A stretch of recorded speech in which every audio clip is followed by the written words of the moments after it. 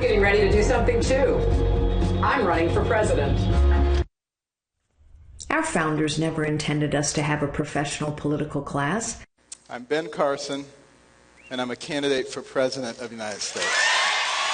With all due respect to Ben Carson and Carly Fiorina, really on the same day? Oh, dear God, another one of these gimmicky cold opens. They're always so ridiculous. You better lose yourself in the music the moment you own it. You gotta never let it go. You only get one shot. On the show tonight, a Bill, a Bridge, and a boy. But first, a Ben and a Carly. Two unconventional candidates with two unconventional presidential campaign announcements. Carly Fiorina announced her long-anticipated effort with a web video, then an appearance on Good Morning America, another web video, this one on Facebook, a chat on Periscope, whatever that is. Plus, later she did an interview with Katie Couric. She did some tweeting, but she gave no formal traditional campaign kickoff speech. Dr. Ben Carson, meanwhile, made music a big part of his announcement in his hometown of Motown. You better lose yourself in the music the moment you own it. You gotta never let it go. You only get one shot, not miss your chance to blow. This opportunity comes once in a lifetime. From sea to shining.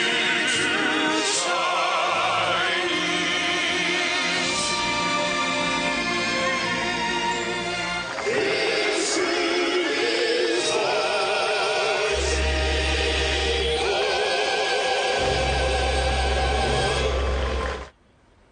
I don't know about the rest of the Carson campaign, but the musical director's awesome. After that concert, it was time to get down to business, not with a speech really, but rather with a discussion/sermon. If God ordains that we end up in the White House, I'm going to tell you what we're going to do. We are going to change the government into something that looks more like a well-run business than a behemoth of inefficiency. There are people who say, but you can't do this. You don't have any experience. Well, let me tell you something. I don't have a lot of experience busting budgets and doing the kinds of things that have gotten us into all the trouble that we're in now. But I do have a lot of experience in solving problems, complex surgical problems that have never been done by anybody before. I can name a lot of people in politics who've been there all their lives, and you probably wouldn't want them to polish your shoe.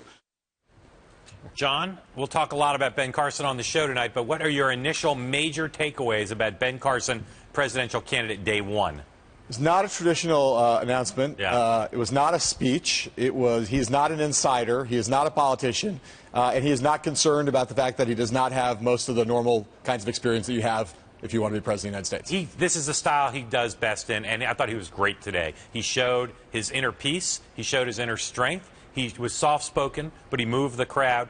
When you translate that to Iowa, New Hampshire, South Carolina, let's see what happens. But that guy has become a force in Republican politics, and he showed today why. He's there's no doubt that he has a group of people who really love him, and that kind of performance will make them love him more.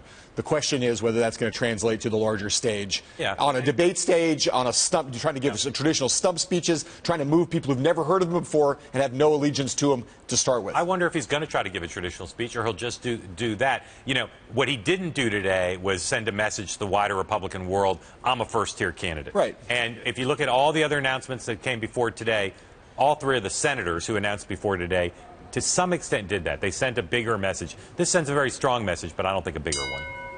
Carly Fiorina made her announcement on her website, carlyforpresident.com, which is not the same thing as carlyfiorina.org, where you'll find the work of one of her detractors, 30,000 emoticons, representing every worker she laid off when she was the CEO of Hewlett-Packard. Putting that aside, the most robust statement Fiorina made about her candidacy was to George Stephanopoulos on GMA this morning.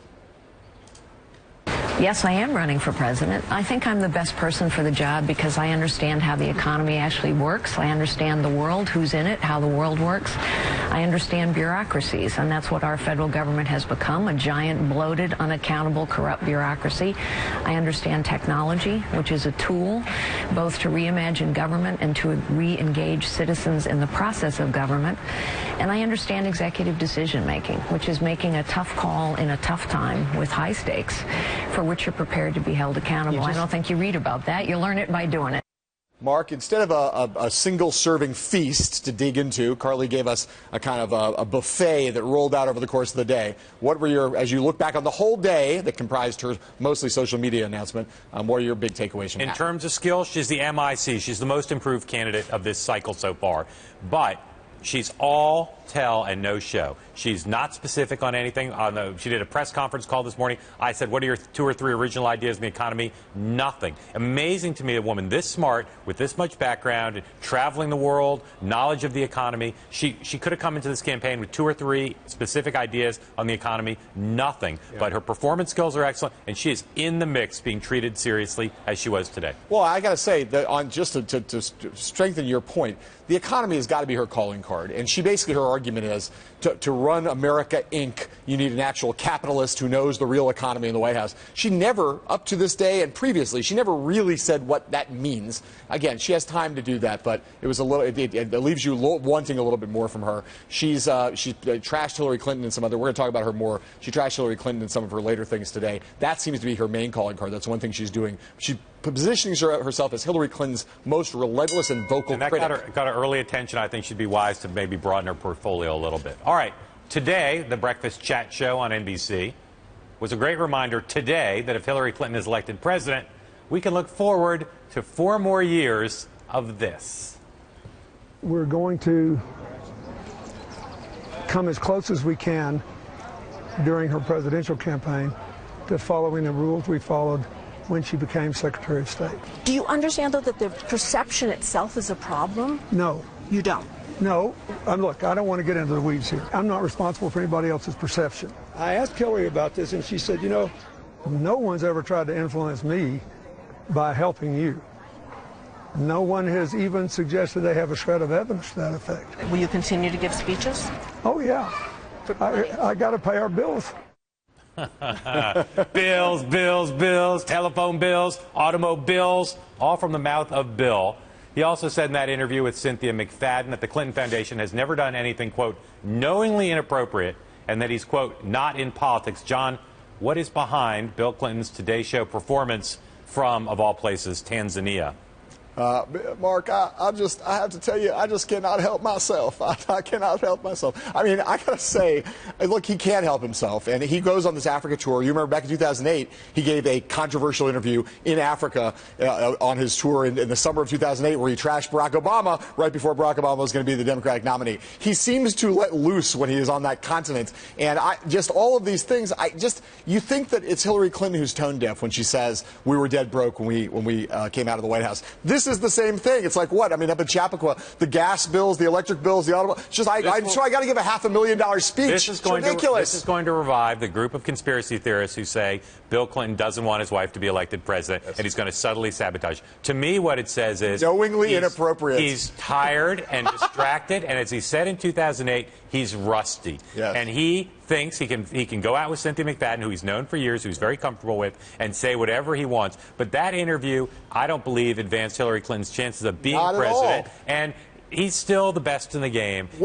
He's the best in his game. And I can't understand the things he said. Complaining about paying the bills is the last thing his wife needs. Knowingly inappropriate, no controlling legal authority. His wife needs. When he's on his game, he's the best in the business. But when he is in settings like this, and I do think the Africa thing plays in it, he's over there, he's far away, he kind of just starts to freeform, and when he starts to freeform, they get in trouble. He's got the Tanzania blues. Okay. In today's edition of Good Evening Jersey, Bill Baroni and Bridget Kelly, 2 former top allies of Chris Christie, pleaded not guilty to Benghazi, Bridgegate, no goodery. Here's a question. Will the governor himself eventually get a subpoena? This is what Kelly's lawyer, Michael Critchley, said about that, followed by Bill Baroni himself doing his best impression of New Jersey's favorite son, Billy Joel. I am going to subpoena anybody who I feel necessary to establish my client's innocence. That could include the governor? That could include anybody. And I want to know, after we're found not guilty, who gives her the apology? I am an innocent man. And that is why I turned over thousands and thousands of pages of my own documents to both the prosecutors and the legislature.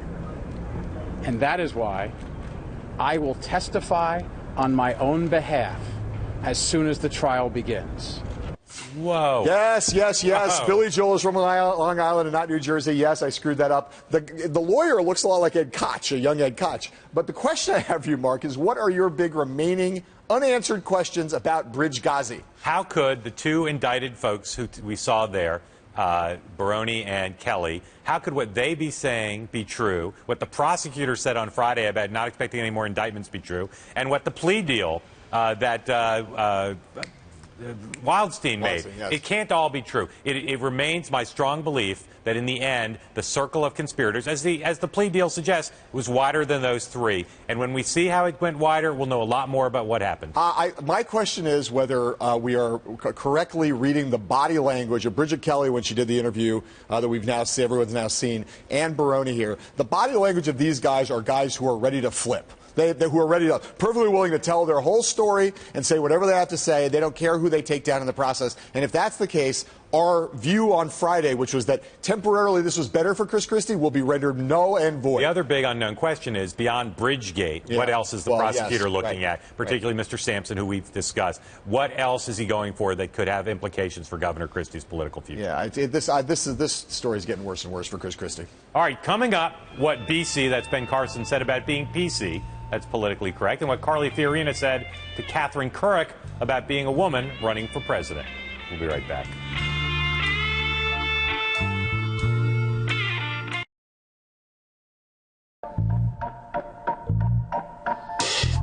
Ben Carson's performance, and indeed it was a performance today at the Music Hall Center for the Performing Arts in Detroit, was rather like a Dave Matthews conference. It was full of noodling, vaguely musical, and very long. We're going to pick out the web gems, as they put it on ESPN, starting with Carson talking about his upbringing and his mother's influence on his life. Typical tenement, large multifamily dwelling, boarded up windows and doors, sirens, gangs, murders. Both of our older cousins, who we adored, were killed. I remember when our favorite drug dealer was killed. The rats and the roaches. You know, in the more upscale areas, they call them water bugs, but we knew what they were. But my mother was out working extraordinarily hard. 2, sometimes 3 jobs at a time as a domestic, trying to stay off of welfare.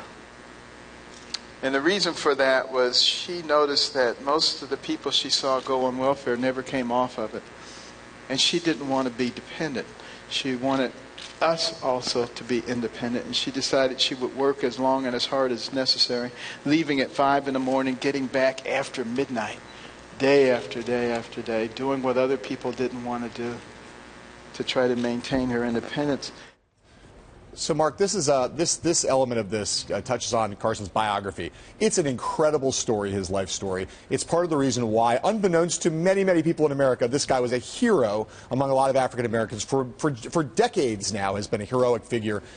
It's a great calling card for him. A lot of those people are not as happy with him now that he's attacking President Obama the way that he does. But it's a great calling card for him, an important element of his campaign. Growing up poor and becoming one of the world's most accomplished surgeons is an extraordinary story. The fact that he did that speech and talked about his mother so powerfully at a time when she's quite ill and he's now down in Texas visiting her is something else.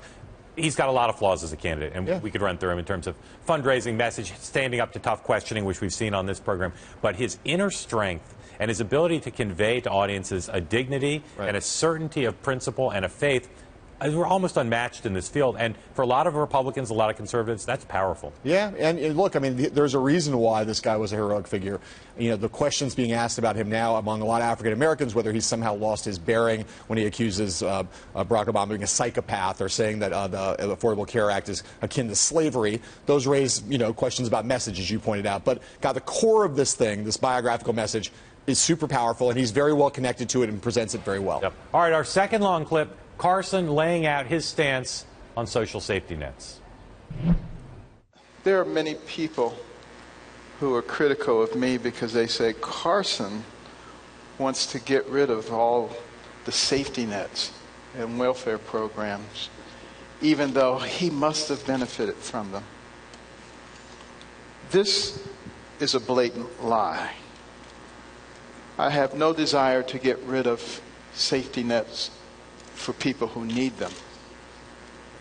I have a strong desire to get rid of programs that create dependency in able-bodied people.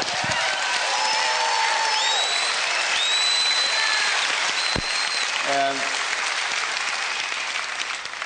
we're not doing people a favor when we pat them on the head and they say, there, you poor little thing, we're going to take care of all your needs. You don't have to worry about anything. You know who else says stuff like that? Socialists. And their programs always end up looking the same. They want to take care of people from cradle to grave, but they want to be involved in every aspect of their lives, and they want most of their earnings. But they say it'll be a utopia, and nobody will have to worry. The problem is all of those societies end up looking the same, with a small group of elites at the top controlling everything, a rapidly diminishing middle class, and a vastly expanded dependent class. That was not the intention for this country. His race, his background, and his speaking style allow him to tell that story in a way that is so powerful for Republicans. Talk radio loves him, Fox News loves him, and again, it is his capacity to speak like that that makes him a powerful force. We'll see if that gets his vote share up, but it's powerful. But this is why he has been a darling of the Tea Party. He is singing their song right there. It's also just ridiculous on the face of it in a sense. I mean, because the idea that America is on the brink of being a socialist country where there's no one who's advocating what he's actually saying they're advocating, and so it resonates very strongly with a certain part of the Republican Party. That is not a message that is a message that could win a presidential election on a general level. And so that is why no one in the establishment takes him seriously as a potential nominee in the party. They just don't for that reason. Yeah. You know, he said today he's going to give a major economic policy address soon, which I look forward to, because on these issues and as everything else in the speech, zero specifics. I gave him a C- on my report card on politics.com. It's all rhetoric, but I'll say again, for talk radio and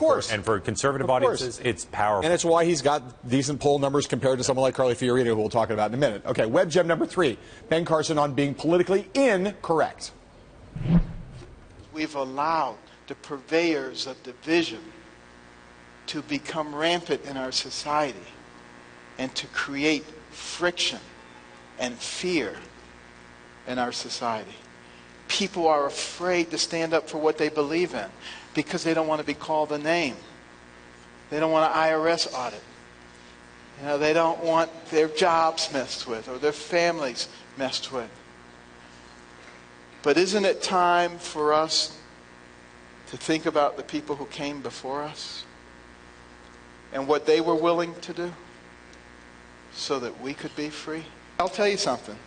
They don't care if you don't believe what they believe, as long as you keep your mouth shut. And that's what we have to start doing. We have to start opening our mouths for the values and principles of America.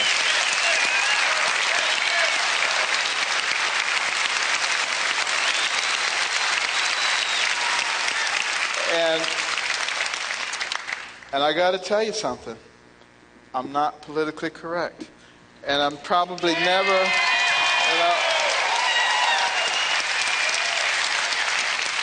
I'm probably never going to be politically correct because I'm not a politician. I don't want to be a politician because... another example basically of the previous thing, which is that is just, music to the ears of Fox News and conservative talk radio. It's a big, not even a dog whistle. It's just, it is what the slightly victimized kind of, our free speech is being repressed. He'll run as an outsider. I think his ability to get towards the first tier will rise or fall on his ability to withstand scrutiny. But in terms of performance and message, very strong today, about as strong as I've seen him, and he's a strong performer. Up next, a conversation between Katie Couric and Carly Fiorina. Yahoo! We'll be right back.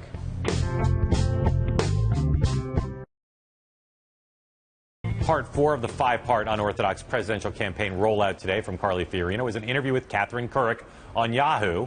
It was part of her answers weren't always that specific, but listen to Fiorina make the case for why she's a good candidate on foreign policy. I know more world leaders on the stage today than anyone running, with the possible exception of Hillary Clinton. So you know world leaders. I do, many.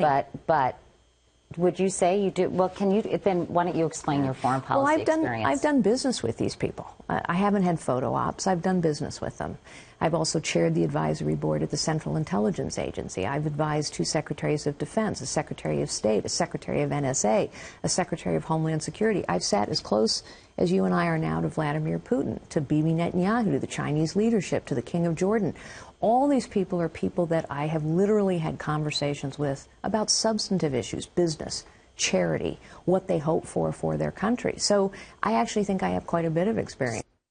Can she ride that resume to foreign policy strength in the nomination fight? Well, it's not what many people think of as traditional foreign policy strength, because it is coming from the business perspective, and that's the nature of the relationship she had. On the other hand, if you compare her to someone like Scott Walker or any other governor in the country, she has, in fact, more substantive conversations with any more foreign leader than they have. So she can at least make that argument. And even in the era of ISIS and Al-Qaeda, foreign policy is driven a lot by economics, and so there is an argument to be made there. But I'd still like to hear more. You know, she goes after Hillary Clinton for just having a resume and not any accomplishments. But then when she's talking about her foreign policy, she's basically listing her resume, who she's met with. Right.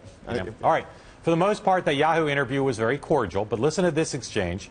Catherine Kirk asking Fiorina about her chances of actually winning. Many people believe you don't have a great chance of securing the GOP nomination. You're polling at around 1%.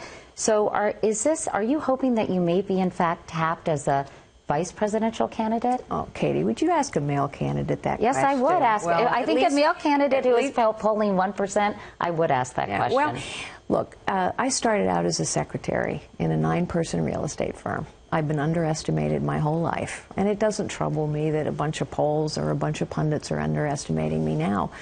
What voters tell me out there, the encouragement that I get, those are the people I'm listening to. And so you're optimistic those numbers are going to go up? Well, and I think people are looking for somebody who understands how the economy actually works instead of just talking about it, who understands how the world works and who's in it instead of just flying around it, who understands bureaucracies and how they work, because we have a giant bloated bureaucracy in Washington, D.C., who understands technology, and who understands executive decisions. If she keeps improving and if she can survive the scrutiny, I think she will have more success in this contest than a lot of the men who are currently better known. 2 quick things about that. One is that she has an advantage that she's the only woman in the field, but if she can't mow everybody on that. She tried to do it with Katie Kirk there. All right, when we come back, we're going to slow things down and wonder why this kid shows up everywhere after this. At Ben Carson's announcement today, he played a video featuring this kid. And thanks to Andrew Kaczynski of BuzzFeed, we now have a good list of candidates who have run ads or benefited from ads featuring this same patriotic young man. There's the list. Lots of people. All right. Tomorrow, our guest is Haley Barbour. And for now, we say to you, thanks for watching and sayonara.